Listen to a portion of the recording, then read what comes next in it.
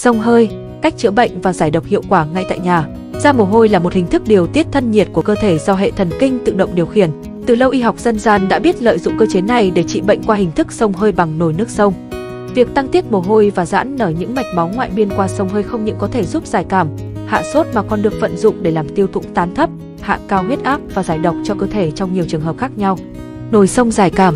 Trong y học cổ truyền, giải biểu là phương pháp dùng những phương dược làm cho ra mồ hôi, phát tán biểu tà để chữa những chứng cảm mạo giai đoạn đầu khi tà khí còn trệ đọng ở da thứa hoặc kinh lạc. Với cùng mục đích nhưng đơn giản mà ít tốn kém, dân gian thường dùng cách xông hơi bằng nồi xông.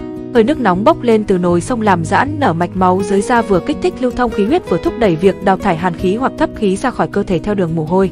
Do đó, xông hơi có thể làm giải cảm hoặc hạ sốt. Vật liệu cần chuẩn bị: một cái nồi có sức chứa từ 4 đến 5 lít, một khăn lông để lau mồ hôi, một đôi đũa gỗ để xốc lá cây trong nồi, một chăn rộng đủ để phủ kín người ngồi trên một ghế thấp cùng với nồi xông đặt trước mặt. Lá cây tươi khoảng từ 600 đến 800 g. Lá cây có công dụng chính là giữ hơi nóng trong nồi được lâu. Do đó nếu chỉ cần dùng hơi nước nóng để ra mồ hôi thì có thể tận dụng những loại lá cây có sẵn quanh nhà. Thông thường nồi xông có thể sử dụng một vài loại lá có tinh dầu thơm để cảm thấy dễ chịu và thêm tính sát trùng đường hô hấp qua hơi thở. Nếu chọn được các loại lá có tính cay, ấm như bạc hà, kinh giới, tía tô, có thể làm tăng tính phát tán, mồ hôi sẽ ra nhiều hơn. Ngoài ra, những trường hợp xông hơi để trừ phong thấp có thể lựa chọn những loại lá có tính khu phong như vòi voi, lá lốt, cây cứt lợn. Ở nông thôn, nông dân thường ra vườn hái mỗi thứ lá một nắm lá xả, một nắm lá tía tô, một nắm lá tre, một nắm lá bưởi, một nắm lá chanh, một nắm lá tràm, vân vân. Ở thành thị, nếu không có sẵn vườn cây có thể đến tiệm thuốc bắc, mua một thang lá khô xông giải cảm, sẽ được bán một thang lá khô khoảng 150 g gồm một số lá cây có tính phát tán giải biểu như hương nhu, tía tô, kinh giới, bạc hà, ngũ trảo. Thực hành xông hơi: đổ nước vào nồi vừa ngập phủ phần lá cây, đậy kín nắp, nấu sôi. Người xông mặc quần áo lót hoặc cởi trần ngồi trên một ghế thấp, đặt nồi nước xông trước mặt, giữa hai chân, trùm kín người và nồi xông bằng tấm chăn đã chuẩn bị sẵn. Lúc đầu chỉ mở hé nắp nồi để hơi nóng chỉ xông đến phần bụng và chân. Khi quen với sức nóng có thể mở nắp nồi rộng hơn để hơi nóng bốc lên nhiều tùy theo sức chịu đựng của người xông. Khi hơi nóng đã giảm, dùng đôi đũa gỗ xốc lá cây trong nồi để giúp hơi nóng tiếp tục bốc lên. Khi thấy lượng mồ hôi tiết ra đã vừa đủ hoặc khi nồi xông không còn bốc hơi nóng thì tung chăn ra và dùng khăn lau khô khắp người trước khi thay quần áo sạch. Xông hơi trị huyết áp cao.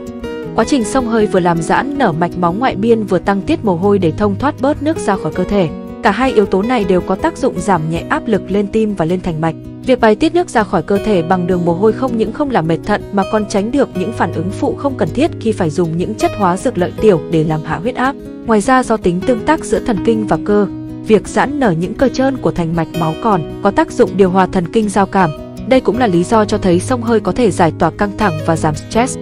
Áp huyết cao thường kèm theo tình trạng cường cơ, gia tăng hoạt động của thần kinh giao cảm và sự tăng tiết chất adrenaline. Những hệ quả này lại tác động ngược trở lại để tiếp tục làm tăng huyết áp. Trái lại, việc giãn mạch dưới da, thư giãn được các cơ trơn sẽ có tác dụng ức chế giao cảm, điều hòa nội tiết và làm hạ huyết áp. Như vậy, biện pháp xông hơi đã đảm bảo được một số cơ chế quan trọng để làm hạ huyết áp cao. Do đó, bên cạnh việc tuân thủ một chế độ ăn uống và sinh hoạt hợp lý, việc xông hơi nhẹ từ 1 đến 3 lần mỗi tuần rất hữu ích cho những người có tiền sử áp huyết cao hoặc đang phải sống đồng hành cùng huyết áp cao. Xông hơi giải độc. Quá trình trao đổi chất và cung cấp năng lượng trong cơ thể tạo ra những sản phẩm không cần thiết và thậm chí có hại cho cơ thể cần phải được đào thải ra ngoài. Việc bài tiết những cặn bã sinh học và những chất độc hại thường thông qua 4 đường, đó là đường thở, đường đi tiêu, đường đi tiểu, đường mồ hôi.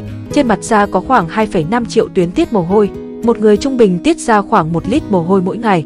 Nếu xông hơi có thể tiết đến 2 hoặc 3 lít mỗi ngày.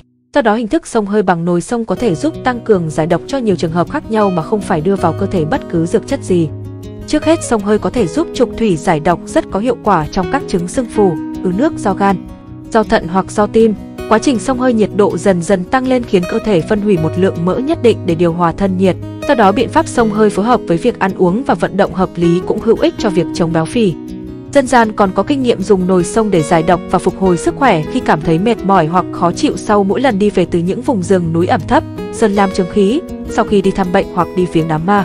Liệu pháp xông hơi cũng có thể được dùng để giải độc ma túy sau cai nghiện. Một chương trình nghiên cứu về phương pháp giải độc này đã được ông L. John Huber tiến hành và công bố vào năm 1979. Ông cho biết việc xông hơi để thúc đẩy bài tiết chất độc theo đường mồ hôi phối hợp với việc uống bù nước và chế độ ăn uống nhiều rau tươi, bổ sung sinh tố, khoáng chất là một phương pháp rất có hiệu quả để giải độc và hồi phục sau cai nghiện. Ngoài việc xông hơi toàn thân, ta cũng có thể vận dụng cách xông hơi cục bộ để giải quyết yêu cầu điều trị riêng lẻ cho một khu vực nhất định trên cơ thể. Xông vào vùng mũi với nước xông có thêm cây cứt lợn, bồ kết, tế tân, có thể chữa viêm mũi, viêm xoang. Xông vào vùng mặt để làm nở lỗ chân lông và tăng tiết bã nhờn trong điều trị mụn hoặc tăng cường lưu thông khí huyết ra vùng mặt để làm đẹp da mặt. Để xông vào vùng mũi hoặc vùng mặt, có thể dùng một bìa cứng làm một cái phễu có phần miệng lớn vừa đủ phủ kín miệng nồi, phần đáy phễu nhỏ hơn vừa đủ bao kín hai mũi hoặc khuôn mặt để hứng lấy hơi nóng từ nồi bốc lên. Xông hơi vùng lưng, vùng hạ thể, từ lưng xuống chân hoặc chỉ hai bàn tay, hai bàn chân hoặc hai khớp gối để chữa đau nhức trong các chứng phong thấp, thấp khớp. Để xông hơi tán thấp ở bàn tay, bàn chân. Ngoài việc xông hơi bằng nồi xông, dân gian còn dùng cách xông hơi nóng thông qua viên gạch hoặc viên ngói nung đỏ. Với cách này cần chuẩn bị 3 hay 4 viên gạch, khoảng 150 ria giờ lá ngải cứu tươi, 150 ria giờ lá lốt tươi, một chén giấm và một chén rượu. Đun nóng đảo viên gạch, trộn đều hỗn hợp lá ngải cứu và lá lốt đã đâm nát với giấm và rượu. Tuần tự đổ mỗi lần một ít thuốc đã trộn lên mỗi viên gạch đã đun nóng. Đặt bàn tay hoặc bàn chân cần chữa trị lên phía trên viên gạch để hứng lấy hơi nóng từ viên gạch bốc lên. Hơi nóng bốc lên có mang theo hoạt chất của lá lốt và ngải cứu làm tăng tiết mồ hôi, có tác dụng khu phong hóa thấp ở các khớp tay và chân. Mỗi lần xông có thể cần đun nóng lại viên. Vài điều cần chú ý khi xông hơi. Theo Đông y, mồ hôi là một loại tân dịch, là một dạng của âm huyết, huyết và khí nương nhau. Ra quá nhiều mồ hôi có thể làm tổn thương âm huyết và hao hụt cả dương khí. Do đó việc xông hơi lâu hay mau, ra nhiều hay ít mồ hôi phải phù hợp với yêu cầu của từng người và từng chứng trạng. Xông dài cảm chỉ xông một lần. Người trẻ, người khỏe, người mập mạp có thể cho ra nhiều mồ hôi. Người yếu, người gầy, người cao tuổi, người dễ ra mồ hôi chỉ nên cho ra ít mồ hôi mỗi lần. Người già yếu suy nhược, người bệnh nặng, người bị sốt do siêu vi, phụ nữ có thai không nên xông hơi.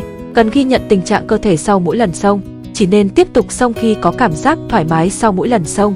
Ngược lại, nếu cảm thấy mệt mỏi hoặc chóng mặt sau mỗi lần xông thì không nên tiếp tục xông. Ngoài ra nên uống bù nước sau khi xông. Có thể uống 1 ly nước trà gừng nóng hoặc nước chanh nóng. Không nên dùng các loại nước ướp lạnh hoặc nước đá liền sau khi xông. Với mong muốn bệnh nhân được sử dụng những loại dược liệu đúng, chất lượng tốt, Đông y gia truyền tấn Khang không chỉ là địa chỉ khám chữa bệnh tin cậy, uy tín, chất lượng mà còn cung cấp cho khách hàng những vị thuốc Đông y, thuốc Nam, thuốc Bắc đúng, chuẩn, đạt chất lượng cao. Các vị thuốc có trong tiêu chuẩn dược Việt Nam đều được y tế kiểm nghiệm đạt chất lượng tiêu chuẩn. Nếu thấy video mà Đông y gia truyền tấn Khang chia sẻ trên có ích, các bạn hãy chia sẻ trên Facebook và các trang mạng xã hội khác cho người thân và bạn bè mình cùng biết nhé. Cũng đừng quên nhấn like, share, bấm vào hình cái chuông và đăng ký kênh để ủng hộ người làm video. Chuyên gia Đông y gia truyền tấn Khang chúc bạn sức khỏe và thành công. Xin chào và hẹn gặp lại bạn ở các video sau.